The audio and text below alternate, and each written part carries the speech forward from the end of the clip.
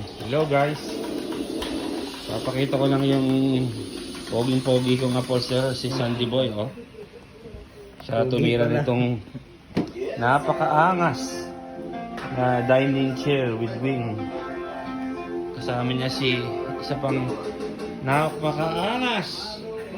Uy, bakita ka.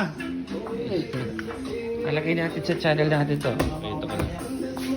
Ito guys, regular dining chair lang to. Wala itong wing dati. So, gusto ng client magkaroon ng wing. Tapos, magkaroon ng design. Yung tawag dito sa design na to, ganyan, biscuit topping. Tama, Sandy? Biscuit Sandy. Yan. So, ito, last na to ginagawa ni Sandy. Kinu-close na yung ilalim.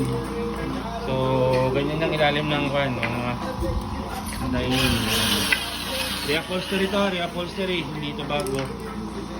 Ayan. So, mga kasamahan niyan, ito na. Tapos na ni Sandy. Ayan.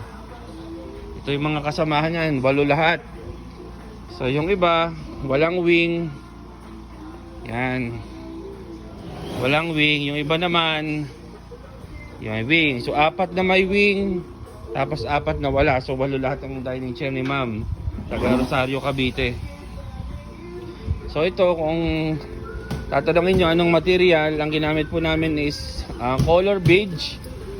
Tapos ang leather natin yan yung scratch proof leather. So ito yung leather na kahit hiwain mo ng mga kutsilyo, basta wag lang sobrang diin naman. Hindi basta-basta yan nasisira o napupunit, durable yan. Magandang klaseng leather na hindi naman sobrang mahal, pero sobrang quality. So, yan yun guys. Thank you.